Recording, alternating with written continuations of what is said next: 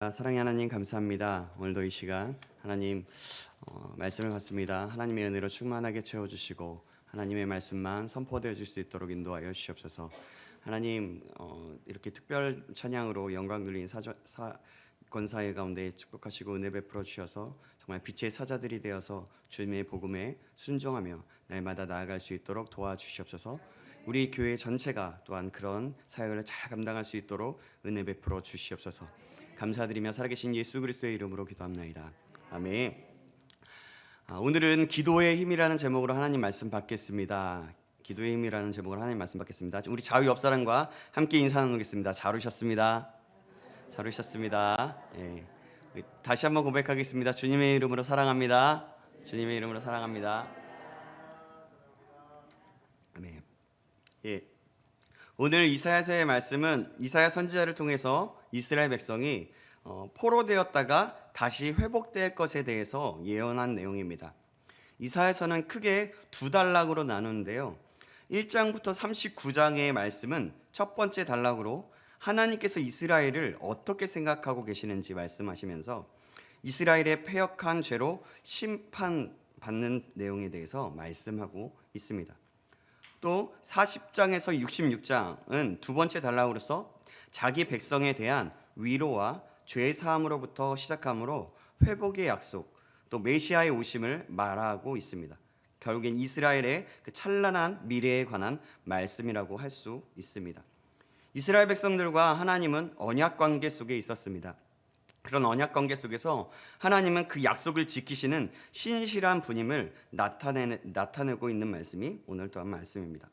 그리고 하나님의 그 광대하심과 전능하심을 강조하면서 백성들을 끝까지 이끄시니 실망치 말고 여호와 하나님을 앙망하여 셈을 얻도록 말씀하고 있습니다.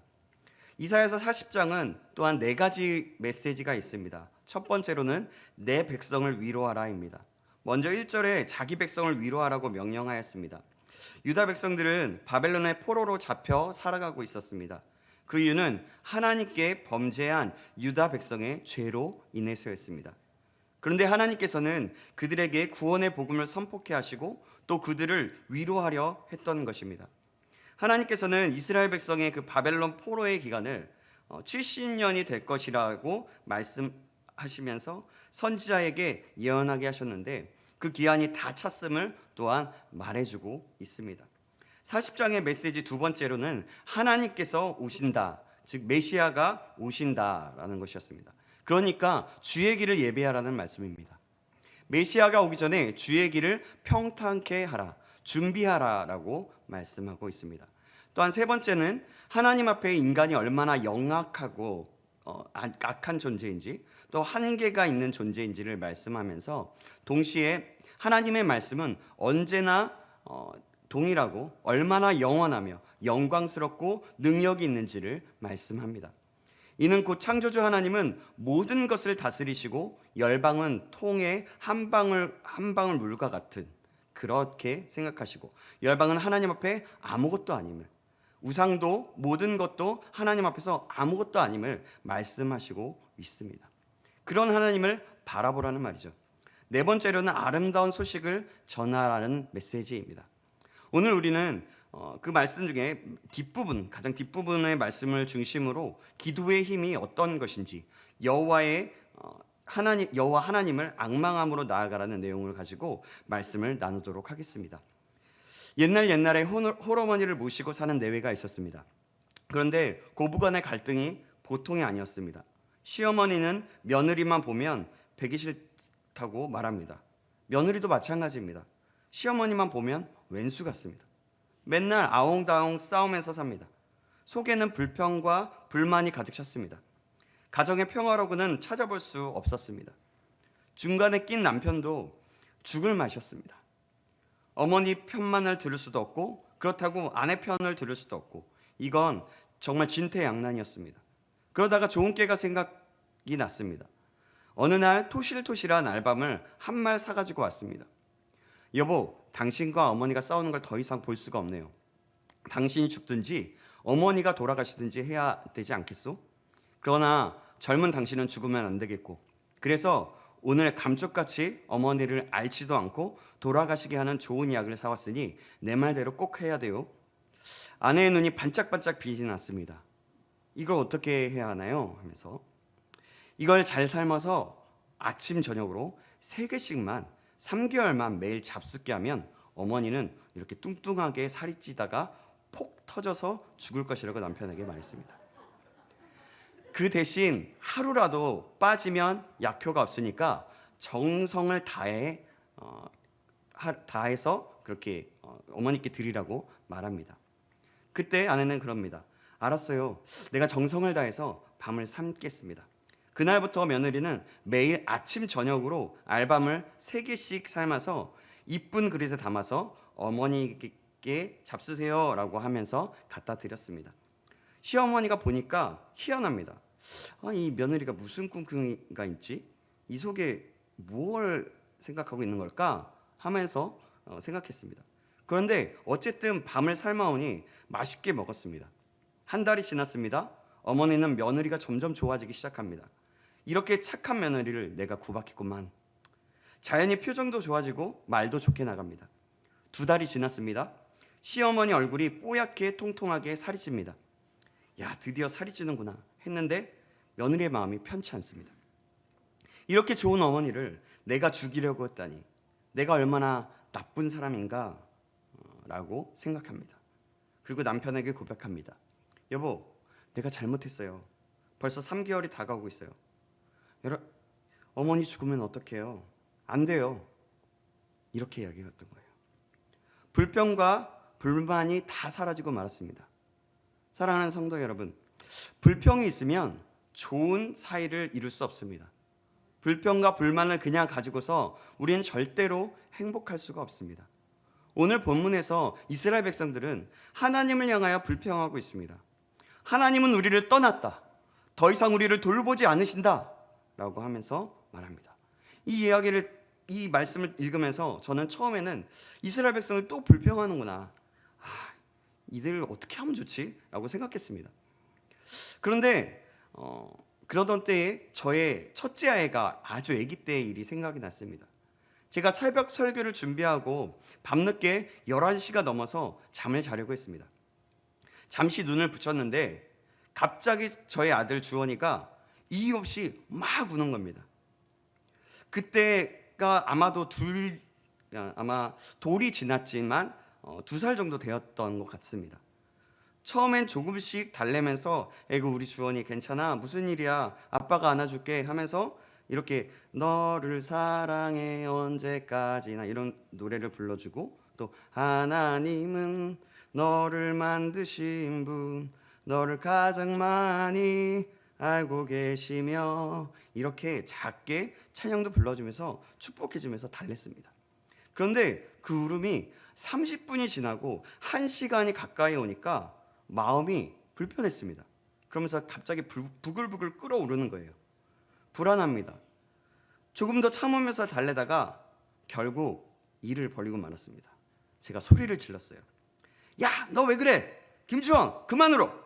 아빠 내일 새벽 차량 운행까지 해야 되고 그래서 새벽 3시 50분에 일어나서 나가야 하고 또 거기까지 설교까지 해야 된단 말이야. 그러면서 소리를 지르고 말았습니다. 엉덩이도 막 때리면서 그렇게 얘기하는 겁니다. 집에서 아기띠를 하고 안아서 나왔더니 조금은 울음이 멈춥니다. 근데 조금 있다가 또 울어요. 마음이 되게 불편했어요. 그 울음소리가 온 동네에 퍼집니다. 그 밤에, 그 새벽이 될 때 이걸 어떻게 해야 하나 고민합니다.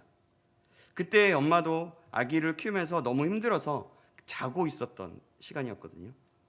제가 밤에 잠을 재워야 했던 그런 시간이었습니다. 어찌되었든 조금의 시간이 지났습니다. 어느 정도 시간이 지나고 나니까 좀 소리를 멈추다가 다시 울다가 여러 번 반복을 하다가 그렇게 자기 시작하더라고요. 그것을 못 참아서 그 2살, 그러니까 돌 지난 그 갓난 아이에게 아무것도 모르는 그 어린 아이에게 소리를 지르고 또 불평하는 저의 모습을 보면서 참 미안했던 기억이 났습니다. 그랬던 저를 보면서 다시 한번 곰곰이 생각해 보니 불평하는 백성들을 나무랄 수만은 없었습니다. 왜냐하면 이들은 너무나 견디기 힘든 고통 속에 있었습니다. 나라는 망하고 건강한 남자와 여자가 바벨론으로 끌려갔습니다. 예루살렘 성은 폐허가 되었습니다.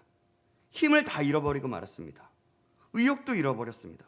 바로 그런 시기였던 것입니다. 만약에 그런 상황이었다면 과연 나의 행동은 어땠을까 생각해 보게 되었습니다.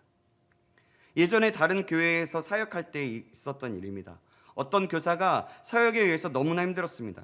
주일날 아침에 나와서 예배를 드리고 교사를 하고 오후에도 오후 예배 시간 때문에 또 부모님들이 오후 예배를 드릴 수 있도록 하게 했거든요. 그래서 자녀들을 맡아서 돌보아야 했습니다.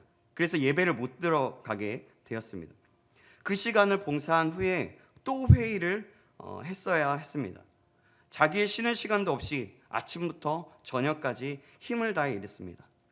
저녁이 되니까 정신이 멍해집니다. 눈빛에 힘이 없었습니다. 어깨는 축 처져 있었습니다. 그렇게 힘이 없습니다. 그런데요, 여러분, 이 모습은 왜 나타날까요? 사역을 일로 여기고 감당한 것입니다. 사랑하는 여러분, 사역을 일로 하다 보면 이렇게 됩니다. 그때 당시에 그분은 전날 밤에 잠을 거의 못 잤다고 들었습니다. 그때 대부분의 교사들이 힘이 없었습니다.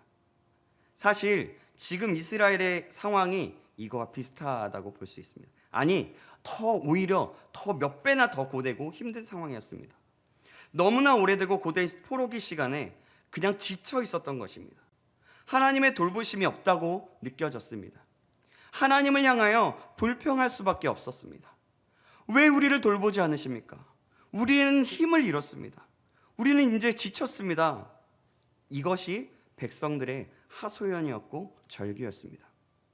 이런 백성들에게 하나님은 이사야를 통해서 말씀하고 있습니다.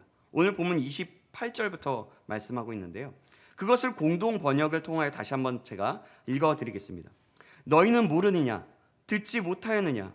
여호와께서는 영원하신 하나님, 땅의 끝까지 창조하신 분이시다. 힘이 솟구쳐 피곤을 모르시고 슬기가 무궁하신 분이시다. 힘이 빠진 사람에게 힘을 주시고 기진한 사람에게 기력을 주시는 분이시다.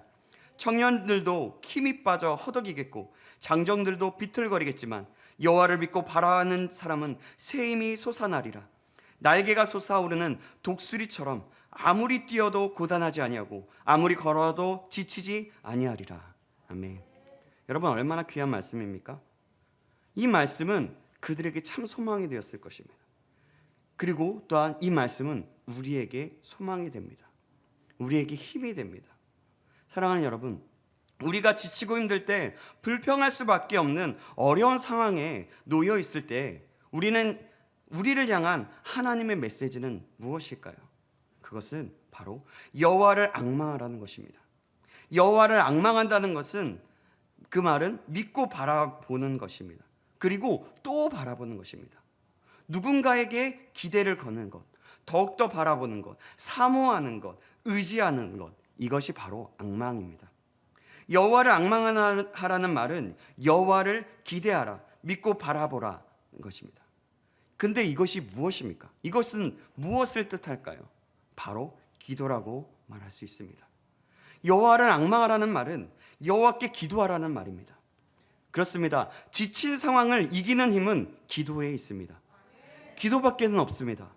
마가복음 9장에 보면 예수님이 변화산에 올라가신 후에 남아있는 제자들에게 한 가지 일이 생겼습니다.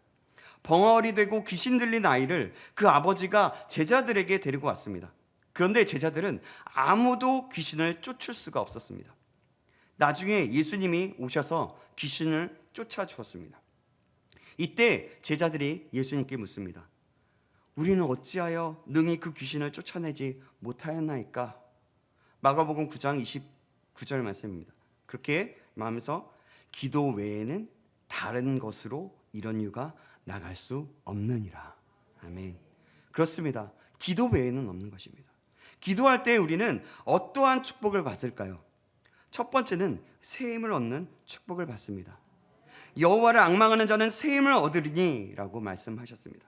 그렇습니다. 우리가 기도할 때 새 힘을 얻습니다. 기도할 때 우리 안에 힘이 솟아납니다. 힘을 잃은 삼손의 마지막 장면을 기억하십니까? 그가 나실인이었으나 이방 여인 드릴라의 유혹으로 그만 힘을 잃고 말합니다. 두 눈이 뽑혀서 맷돌을 돌리는 삼손, 얼마나 비참합니까? 그런데 삼손이 마지막으로 무엇을 합니까? 기도를 합니다. 하나님, 나에게 마지막으로 힘을 주십시오. 저에게 힘을 주사 단번에 이 원수들을 물리치게 하옵소서. 기둥을 끌어안을 때에 하나님이 삼손에게 힘을 주셨습니다. 기둥이 무너지면서 거기에 있던 사람들이 다 죽었습니다. 비록 자기 자신에게 힘을 달라고 기도한 것이었지만, 그리고 이방 여인에게 눈이 멀어서 그러한 비참한 일을 당했지만 하나님께서는 그에게 힘을 주셨고 블레셋을 무너뜨리며 멸망시키는 일을 행하였습니다. 전체적으로는 얼마나 신이 나는 사건입니까? 저는 늘 이 사건만 생각하면 하나님께서 하신 일을 보면서 힘이 솟습니다. 사사, 비록 자신이 하고 싶은 일대로 했던 그런 사사였지만 하나님께 기도함으로 그 블레셋 사람을 물리친 모습, 얼마나 통쾌합니까? 사사기 16장에 보면은 이렇게 기록합니다. 삼손이 죽을 때에 죽인 자가 살아있을 때의 죽인 자보다 더욱 많았더라. 아멘. 사랑하는 여러분, 기도할 때에 하나님 우리에게 그런 힘을 주십니다. 본문은 그것을 표현하려다가 무엇이라고 표현합니까? 독수리에 견주고 있습니다. 독수리가 날개치면서 올라가는 것처럼 힘을 주신다 말씀하여 주셨습니다. 독수리가 날개를 펴고 날아가는 모습을 한번 상상해 보십시오. 저는 그런 상상들을, 말씀을 읽을 때마다 그런 상상들을 많이 하는데요. 바로 바람을 타고 가르고 날개도 별로 움직이지 않습니다. 가끔 힘을 주면 굉장한 그런 빠른 속도로 날아가게 됩니다. 하나님께서 그렇게 해주신다는 말씀인 것입니다. 기도할 때 하나님께서 우리에게 힘을 주신다는 것입니다. 지금 이 시기에 모두 이 힘을 얻으시기를 간절히 소망합니다. 두 번째, 기도하는 자에게 주시는 축복은 무엇일까요? 그것은 무엇이냐면 다른 박지라 해도 곤비치 아니하겠고 걸어가도 피곤치 아니할 것이다. 피곤치 아니하는 그런 축복을 약속하셨습니다. 요즘 사람들이 가장 많이 쓰는 말 중에 하나가 피곤하다, 바쁘다라는 말입니다. 저도 예외는 아닌 것 같습니다. 피곤할 때는 반드시 두 가지를 만족해야 합니다. 첫 번째는 무엇을 해야 되죠? 쉬어야 합니다. 우리 주님도 한적한 곳에서 쉬시면서 주님의 사역을 감당했습니다. 두 번째는 에너지를 공급해 주어야 합니다. 잘 먹어야 한다는 말입니다. 특히 피곤할 때는 고단백질을 섭취해야 합니다. 피곤한 몸을 위해서도 무엇인가를 해야 합니다. 누적되면 결국엔 위험하게 되는 것입니다. 그런데 문제는 우리가 영적으로 피곤할 때입니다. 영적으로 지쳤을 때입니다. 만족이 없고 불만이 가득 차 있습니다. 마치 고부간의 갈등하는 것처럼 시어머니를 보면, 며느리를 보면 원수 같습니다. 영적으로 피곤하면 내가 사랑하는 내 성도들을 보아도 싫습니다. 내 가족을 보아도 싫습니다. 말씀을 전하는 자도 보기가 싫을 때가 있습니다. 여기에는 평화가 없습니다. 그럼 우리가 어찌해야 합니까? 다른 방법이 없습니다. 바로 기도해야 합니다. 여호와를 앙망하는 자는 다른 박지라 해도 피곤치 아니하리라고 말씀하셨습니다. 미국의 조지 밀러라는 사람은 5만 번이나 기도의 응답을 받았다고 합니다. 한 번은 고아원에 먹을 것이 하나도 없었습니다. 그런데 아이들은 고기를 먹게 해달라고 합니다. 조지 밀러가 빈 접시를 쭉 돌려놓고 기도했습니다. 하나님, 우리 아이들에게 고기를 주십시오. 기도가 끝나자마자 벨이 울렸습니다. 옆집에서 고기를 파는 아저씨가 한 번쯤 대접해야지 하다가 그때 고기를 가지고 왔었던 것입니다. 사랑하는 여러분, 하나님은 살아계셔서 우리의 기도에 응답하시는 분이십니다. 지치고 피곤할 때, 영적으로 지쳤을 때에, 그래서 평화가 없고 불평과 불만이 있을 때에 기도하시기 바랍니다. 기도할 때 하나님은 우리에게 새 힘을 주십니다. 마치 독수리가 날개치면서 올라가는 것 같은 큰 힘을 주실 것입니다. 그 힘으로 우리 모두는 세상을 살아갈 수 있게 되는 것입니다. 그 힘으로 세상에서 승리를 할 수 있습니다. 그 힘으로 우리가 그 힘을 가지고 전도합시다. 그 힘으로 일상에서 하나님의 나라를 건설합시다. 지금 우리의 삶도 참 힘듭니다. 이 세상에 힘든 것이 없는 사람은 없습니다. 쉬운 것이 하나도 없습니다. 가정의 문제들도 직장과 학교와 내 삶 속에서도 각자 맡은 짐이 있고 힘듦이 다 있습니다. 그런 가운데 지금 이 시기에 우리가 할 것은 그것을 피하거나 원망하거나 불평하는 일이 아니라 하나님의 뜻은 무엇입니까? 더 묻고 앙망해야 하는 것입니다. 깨어서 기도해야 한다는 것입니다. 사랑하는 여러분, 이렇게 기도할 때 우리는 하나님에 대한 생각과 관점이 바뀌게 됩니다. 세상적인 생각에서 믿음의 생각으로, 성경에서 말씀하는 그 생각으로, 그 세계관, 성경에서 말하는 그 세계관으로 바뀌게 되는 것입니다. 그럼 하나님의 뜻이 무엇인지 알게 되고 또한 그 뜻대로 살아갈 힘이 생기는 것입니다. 그리고 우리의 삶 가운데 그 뜻이 이루어지는 삶을 살게 되는 것입니다. 사랑하는 여러분, 이렇게 지금 이 시기에 여호와를 앙망함으로 깨어서 기도함으로 나아갈 수 있는 우리가 되길 바랍니다. 그럼 우리가 어떻게 될까요? 더 기도할 수 있는 것을 찾아야 합니다. 우리가 어떻게 해야 되냐면 더 기도할 것을 찾아야 된다는 말입니다. 말씀 받는 일에 더 힘써야 합니다. 기도하는 시간을 더 가져야 하는 것입니다. 그렇게 여호와 하나님을 앙망하는 것입니다. 사랑하는 여러분, 여호와 하나님을 앙망하십시오. 그때 하나님은 우리를 만나 주실 것입니다. 그래서 지금의 상황 속에서 역사하시는 하나님을 보시기를 간절히 소망합니다. 전능하신 그 하나님의 능력이 나타나게 되는 것을 보게 되는 역사가 있기를 간절히 소망합니다. 여호와 하나님께서 신실하게 약속하셨던 그 놀라운 은혜를 경험하며 함께 이루어 나가게 될 것입니다. 사랑하는 여러분, 우리 교회가 이런 하나님의 능력을 경험하길 간절히 소망합니다. 그리하여 모두가 기도하는 교회를 이루어 힘을 얻고 피곤치 않고 일상의 하나님의 나라를 이루어드리는, 그리고 기도의 응답을 받는 성도들이 되시길 간절히 소망합니다. 그래서 그 하나님, 여호와 하나님께서 일하시는 것을 보게 되고 회복시키시며 온전히 그 뜻을 이루는 것을 볼 수 있기를 다시 한번 주님의 이름으로 축원합니다. 기도하겠습니다. 사랑하는 하나님 아버지, 오늘은 이사야서 40장의 말씀을 통해서 기도의 힘이 얼마나 큰지를 알게 되었습니다. 여호와를 앙망하는 것이 기도라고 하였고 그런 자들에게는 새 힘을 주실 것이라고 말씀하셨습니다. 힘든 자들에게 넘어지지도 않고 쓰러지지도 않고 낭망하지도 않으며 독수리 날개쳐 올라감같이 놀라운 힘과 여호와 하나님의 능력을 주실 것이라고 말씀하셨습니다. 우리가 이 말씀을 기억함으로 여호와 하나님을 앙망할 수 있도록 인도하여 주시옵소서. 그리하여 우리의 사고와 생각이 변화되어 주님의 뜻을 알고 주님의 뜻을 이루는 하나님의 사람 될 수 있도록 인도하여 주시옵소서. 이스라엘에게 회복을 허락해 주시겠다고 하는 그 은혜를 또한 우리의 삶 속에서 경험할 수 있도록 인도하여 주시옵소서. 살아계신 예수 그리스도의 이름으로 기도합나이다. 아멘.